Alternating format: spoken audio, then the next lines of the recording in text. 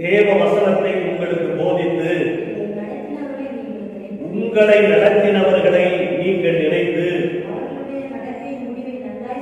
அவர்களுடைய நடக்கையின் முடிவை நன்றாய் சிந்தித்து அவர்களுடைய விசுவாசத்தை பின்பற்றுங்கள். ஏனென்றால் இயேசு கிறிஸ்து நேற்றும் இன்றும் என்றும் மாறாதவராயிருக்கிறார். அல்லேலூயா.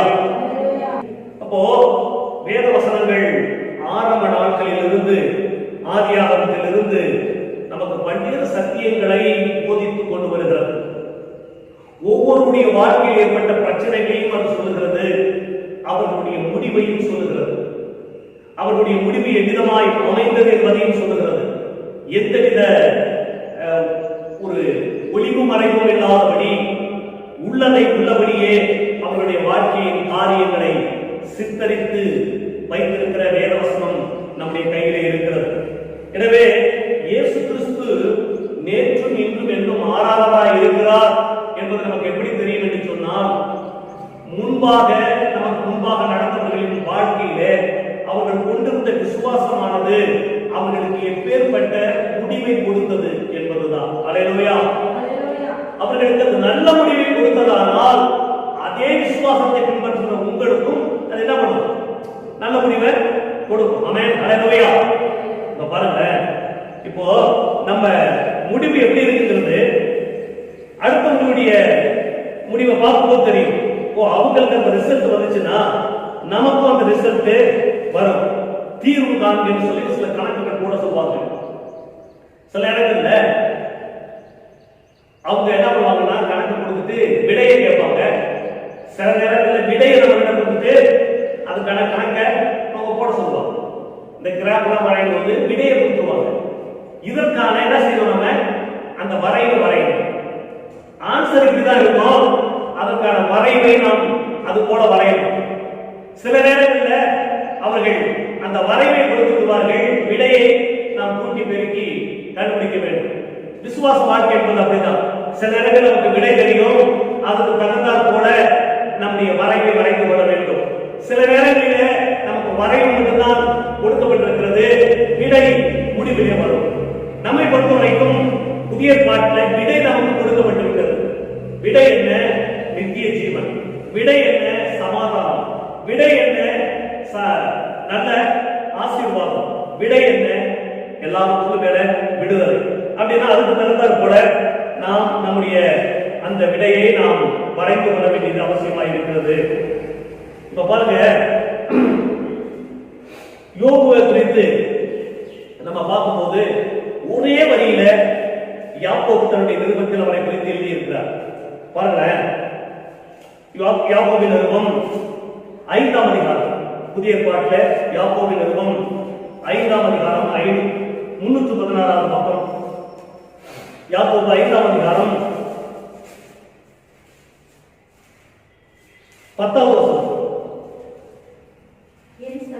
என் சகோதரரே, கர்த்தருடைய நாமத்தினாலே பேசின தீர்க்கதரிசிகளை துன்பப்படுத்தலுக்கும் நீடிய பொறுமைக்கும் ஒரு எக்ஸாம்பிள் வைக்கணும்னு சொன்னா, தீர்க்கதரிசிகள் தேவனுடைய மனிதர்கள் அவர்கள் எல்லாம் எவ்வளவு நம்பிக்கை வச்சிருந்தாங்க, அவங்களுக்கு என்ன நம்பிக்கை செய்யறதா நீங்க ஒரு எக்ஸாம்பிள் வச்சுக்கலாம். நான் ஒரே ஒரு எக்ஸாம்பிள் சொல்றேன். அது யாருன்னா யோபு அப்படின்னு சொல்லிட்டு 11வது வசனத்துல அவர் சொல்றார், இதோ பொறுமையாய் இருக்கிறவர்களை பாக்கியவான்கள் என்கிறோமே, யோபின் பொறுமையை குறித்து கேள்விப்பட்டிருக்கிறீர்கள், கர்த்தருடைய செயலின் முடிவையும் கண்டிருக்கிறீர்கள். கர்த்தர் மிகுந்த உருக்கமும் இரக்கமும் உள்ளவராய் இருக்கிறாரே. அல்லேலூயா. பாருங்க, யோபுடைய வாழ்க்கையை சொல்லிட்டு யோபுடைய பொறுமையையும் நீங்க பாக்குறீங்க, கர்த்தருடைய செயலின் முடிவையும் நீங்க பாக்குறீங்க. எப்படிதான் கர்த்தருடைய முடிவு இருந்தது? இரக்கமும் உருக்கமும் மகிமையான தேவனாய் இருந்து அவர் செய்த நன்மையை நாம் அந்த இடத்துல பார்க்கிறோம். எனவே கர்த்தருடைய இரக்கத்தை பார்க்கிறோம். இப்ப முதல்ல வாசிச்ச எபிரேயர்ல விசுவாசத்தின் முடிவை பார்க்கும்போது அது எப்படி இருக்குன்னு சொன்னா நலமாய்தான் இருக்கிறது. இங்கு யோபுடைய முடிவு எப்படி இருக்கிறது சொன்னால், யோபுடைய விசுவாசத்தை குறித்து நமக்கு தெளிவாக வாசிக்கிறோம். ஆனா இந்த சூழ்நிலையில் அவருடைய முடிவு எப்படி இருந்தது சொன்னா நலமாக வெட்டத்தனையான ஆசீர்வாதம் உள்ளதாக மாறியது.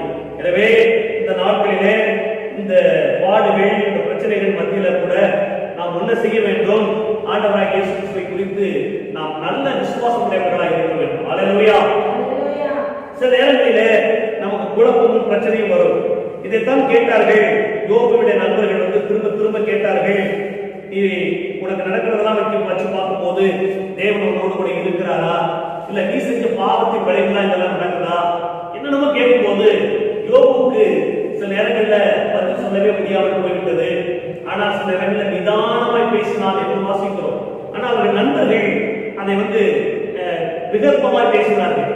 என்ன சொன்னார்கள் சொன்னா, ஒண்ணு கடவுள் இல்லாம இருக்கணும், இல்லைன்னா நீ செஞ்சது சரியில்லாம இருக்கணும். நீ கெட்டவரா இல்ல கடவுள் கெட்டவரா கேள்வி ஒண்ணு சொல்ல முடியல. யோபு நான் தான் கெட்டவன் சொல்லியும் ஏற்றுக்கொள்ள முடியல, இல்ல கர்த்தர் கெட்டவன் சொல்லி அவங்களால பழியும் போட முடியல. அதனால அவன் எது புரியவனுக்கு தெரியாது. அதனால ஒண்ணு செய்வேன், அவர் மேல நான் நம்பிக்கையா இருப்பேன், ஒன்று போட்டா கூட அவர் மேல நான் நம்பிக்கையா இருப்பேன் அந்த நம்பிக்கையுடையவனாக இருந்தார். ஆனால் முடிவிலே கர்த்தர் வந்தார். கர்த்தர் சொன்னார், இவ்வளவு தூரம் பேசுகிற நீங்கள்லாம் என்னுடைய சித்தத்தை அறிவீர்களா என்று கேட்ட போது யோபு ஒரு வார்த்தை சொன்னான், தேவனே நீ சகலத்தையும் செய்ய வந்தார். அல்லேலூயா.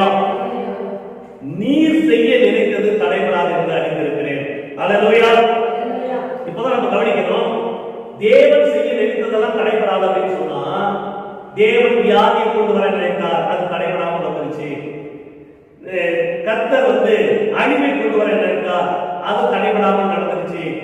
கர்த்தர் இத்தனை பேர் சாகணும்னு நினைச்சார், அது தடைபடாமல் நடந்துச்சு.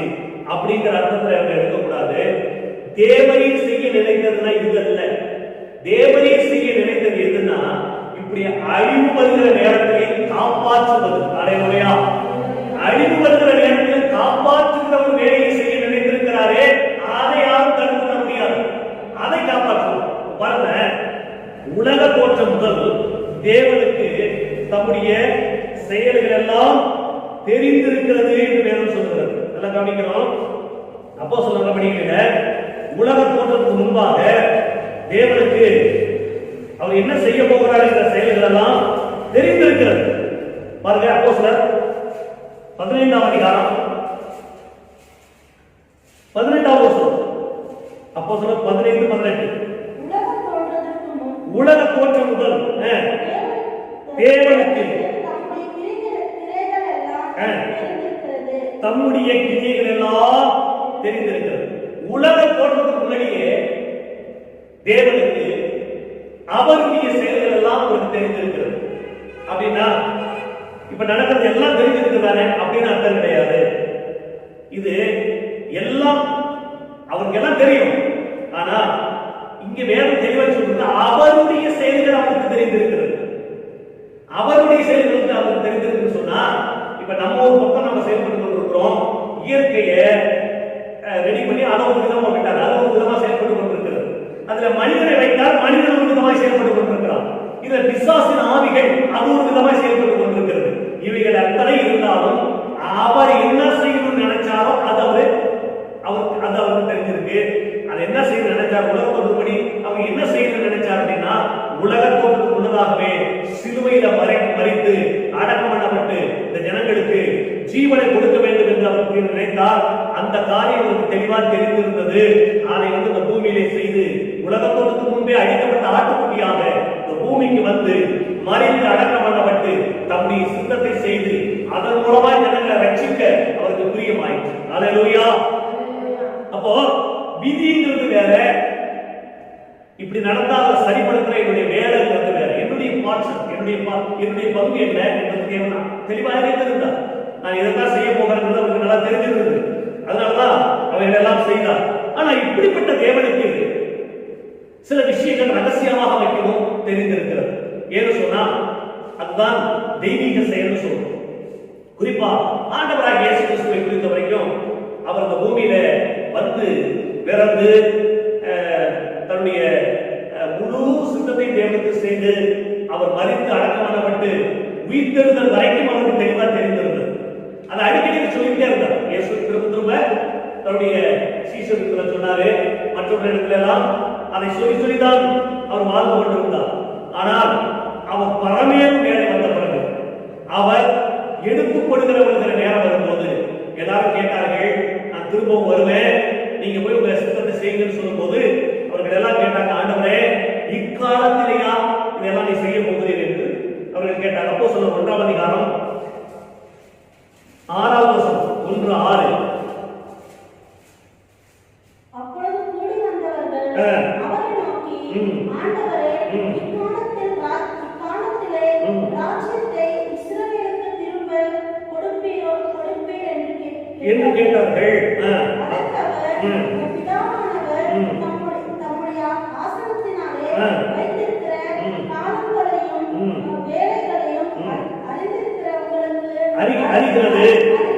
உங்களுக்கு அடுத்ததல்ல. கவனிங்க, அதற்கு என்ன பதில் சொல்றாங்கன்னா, பிதாவானவர் தம்முடைய ஆதீனத்திலே வைத்திருக்கிற காலங்களையும் வேலைகளையும் அறிகிறது உங்களுக்கு அடுத்ததல்ல.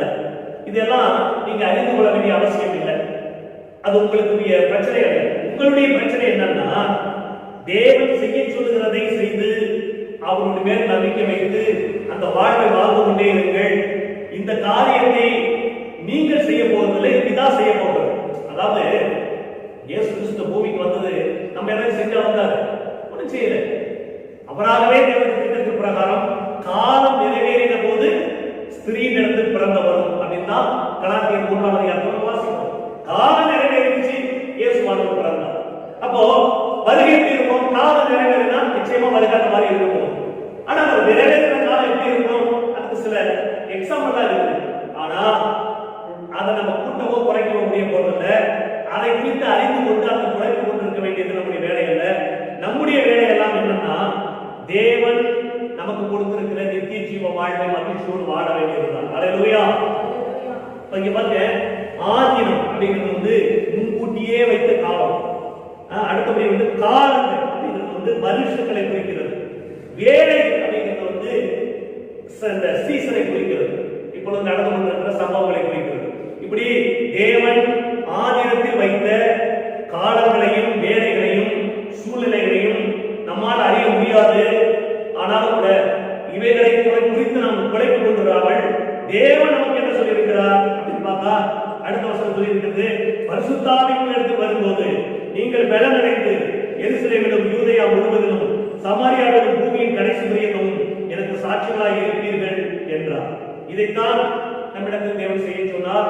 இதைத்தான் நாம் செய்து கொண்டிருக்கிறோம். ஆனால் நிச்சயமாய் ஆண்டவராகிய இயேசு கிறிஸ்து திரும்ப வருவார். வரும்போது இவைகள் எல்லாவற்றுக்கும் பதிலை அவரிடத்திலிருந்து நாம் பெற்றுக்கொள்ள போகிறோம். அல்லேலூயா. அதனால இதுல நம்ம எபேசியர்ல வாசிக்கிறோம், நாட்கள் கொள்ளாதவைகளானபடினால காலத்தை பிரயோஜனப்படுத்திக் கொள்ளுங்கள். என்ன சொல்ல போனா ஆங்கிலத்துல நாட்கள் கொள்ளாதவையாக இருக்கிறபடினால நேரத்தை மிச்சப்படுத்திக் கொள்ளுங்கள். அல்லேலூயா. ஆண்டவர் இந்த வருஷங்களை கடைசி வருடங்களில் இதெல்லாம் நடக்கும்னு சொல்லல, கடைசி நாட்களில் இதெல்லாம் நடக்கும்னு சொன்னார். அப்ப கடைசி நாட்கள் சொன்னா ஆண்டவர் வருஷத்தை போடும். கடைசி வருடங்களில் இதெல்லாம் நடக்கும் அப்படின்னு சொல்றதுல கடைசி நாட்களில் இதெல்லாம் நடக்கும் ஆண்டவர் சொன்னார். நாட்கள் சொன்னா திங்கள் செவ்வாய் புதன் அப்படிப்பட்ட நாட்கள், அதை சொல்லவில்லை. ஆண்டவருடைய பார்வையில் நாட்கள் என்பது வருடங்கள். அதே போல நேரம் என்பது நாட்கள், நேரம் என்பது மாதங்கள், வருடங்கள், இவைகளையும் குறிக்கிறது. எனவே நாட்கள் கொள்ளாதவர்களாய் இருக்கிறது என்பது நமக்கு தெரிகிறது. இவையெல்லாம் நடக்கும் போது ஆண்டவராகிய இயேசு கிறிஸ்து நிச்சயம் நமக்காக இந்த பூமிக்கு வருவார் என்பதையும் நாம் நம்புகிறோம். அல்லேலூயா. ஆண்டவர் ரொம்ப நல்லவர். அவர் இந்த இழப்பையெல்லாம் சரிப்படுத்த வாழ முடியும். ஒரு மனுஷனுக்கு நஷ்டம் கொடுக்க முடியுது தெரியுது. ஒரு பெரிய நஷ்டங்கள்லாம் கொடுத்தா சரி பண்றாங்க. தேவனுக்கு எல்லாம் தெரியும். அவர் எல்லாவற்றையும் சரிப்படுத்த வல்லமை உள்ளவர். அவர் இந்த பூமியை மறுபடியும் புதுப்பிக்க வல்லமை உள்ளவர். சிதைந்து போய் கிடக்கும் அவர் என்ன செய்வாரு? எல்லாம் புதுப்பித்து மகிமை உள்ளதாக மாற்ற அவரால முடியும். நான் நம்பிக்கையெல்லாம் ஆண்டவரே, இந்த பூமியிலும் இனி வரப்போகிற பூமியிலும் நீரே தெய்வமாக இருக்க வேண்டும். எங்கள் ஜீவன் மோடி செய்திருக்க வேண்டும். ஆண்டவரே, எந்த தீங்குக்கும் நாங்கள்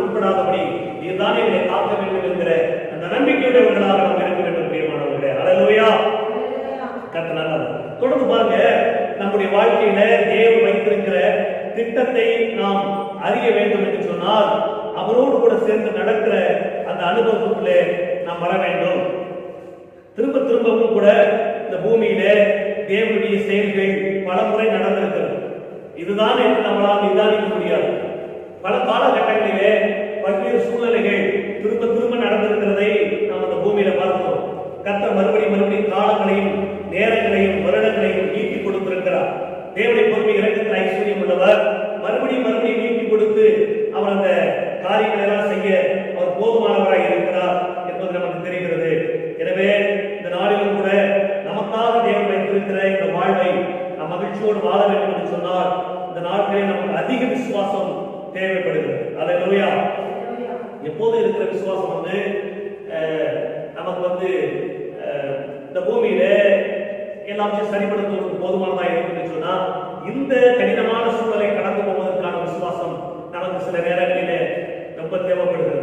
நமக்கு விசுவாசத்தை தவிர வேறு ஒன்றும் இல்லை. நமக்கு மறைவிலே ஒன்று நடக்கிறது என்பது தெரியும்.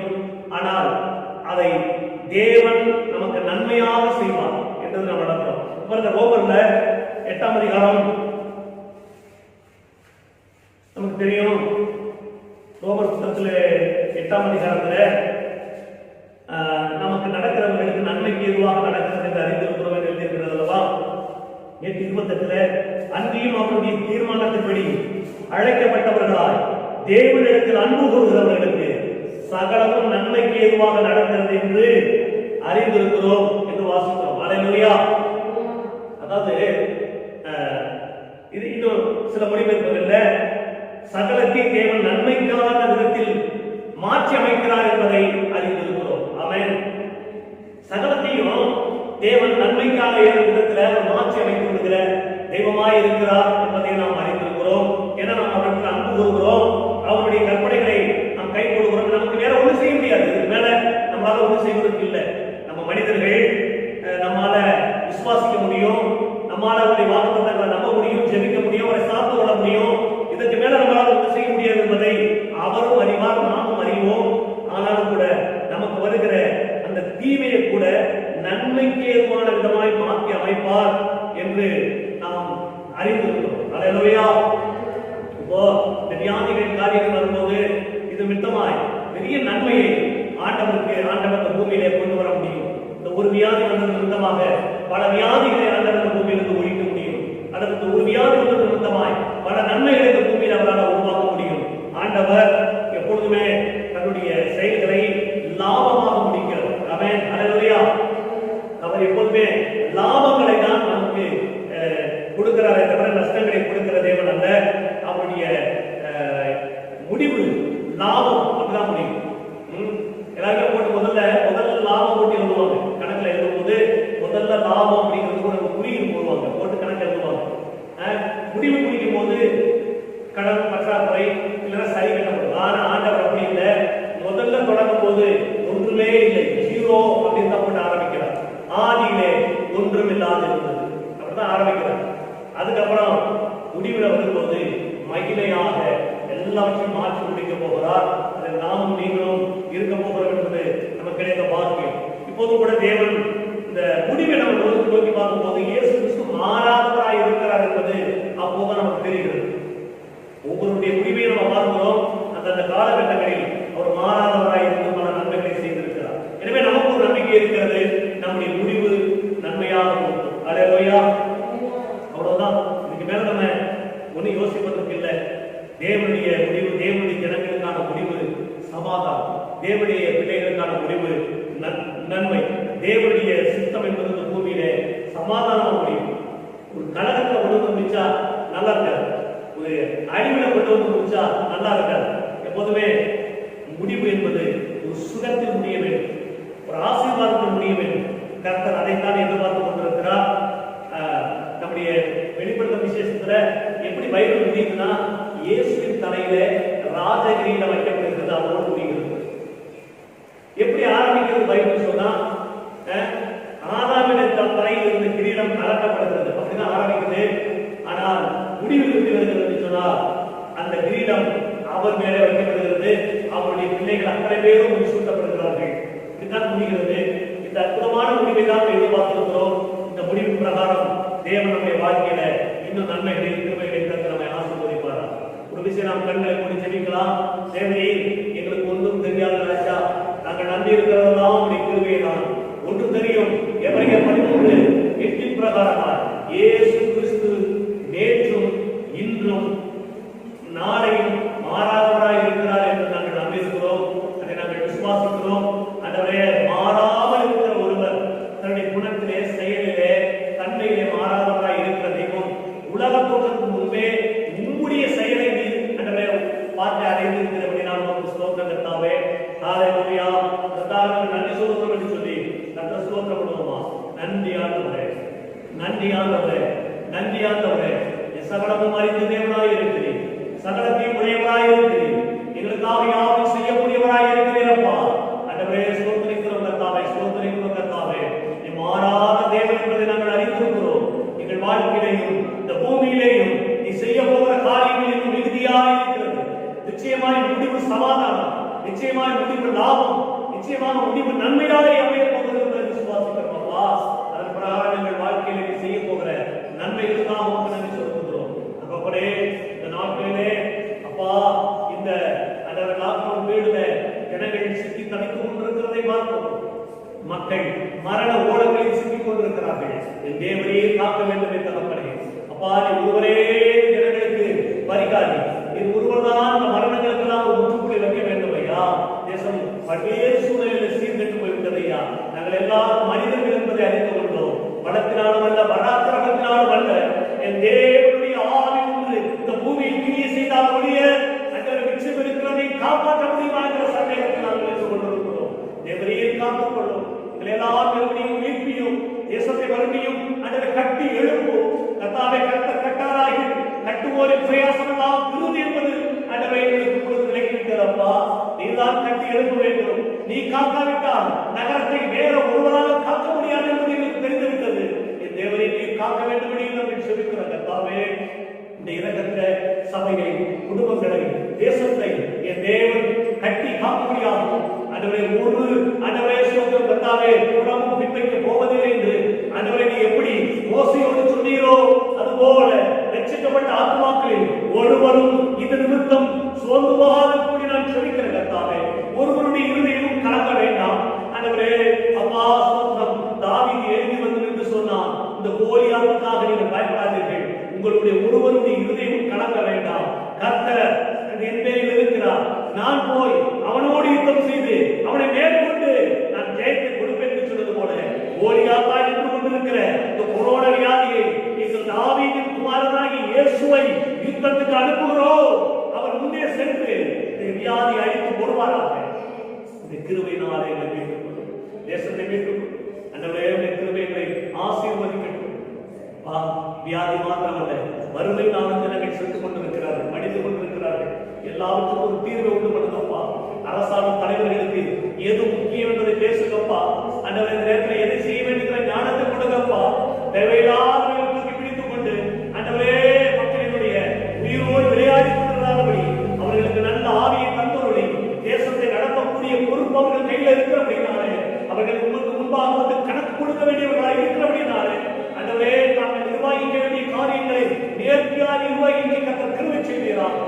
அப்பா, எல்லாவற்றையும் கிருபை தாங்கட்டும், தப்பிக்கட்டும் சொல்லிக்கிறோம். இந்த கால வேளையிலும் கூட ஆண்டவரே நாங்கள் ஆராதித்தோம், இந்த வசனங்களை தியானித்ததும் ஆண்டவர் நாங்கள் செபித்த ஜபங்களும் என்றும் என்றும் சதாகாலமும் எங்களுக்கு ஆசீர்வாதமாய் மாறட்டும்.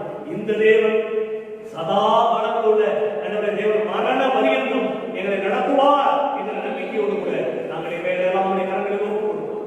எல்லா துணிகளை மகிமையை செலுத்தி ஆண்டவர் அச்சமாய் இருக்கிற இயேசு கிறிஸ்துவின் நாமத்தில் வேண்டி ஜெபிக்கிறோம் ஜீவனுள்ள நல்ல பிதாவே, ஆமென். அல்லேலூயா. மேயாவே கர்த்தருடைய ஜெபத்தை கேட்டார், நம்முடைய விசுவாசத்தை கனப்படுத்தியிருக்கிறார். இனிவரும் நாட்களில் இன்னும் பெரிய காரியங்களை நம்மை கொண்டு செய்வார். நம்முடைய நம்பிக்கையெல்லாம் இயேசு கிறிஸ்து நேற்றும் இன்றும் என்றும் மாறாதவராய் இருக்கிறார் என்பதையே நாம் மையப்படுத்தி வாழ்வோம். மற்றவற்றை கர்த்தர் பார்த்துக் கொள்வோம். ஆமென். எல்லாம் சேர்ந்து சொல்லுவோமா? என் ஆத்துமாவே கர்த்தரை ஸ்தோத்திரி, முழுவதுமே என் ஆத்துமாவே கர்த்தரை ஸ்தோத்திரி, கர்த்தர் செய்த சர்வ உபகாரங்களையும் நம்முடைய கர்த்தராகிய இயேசு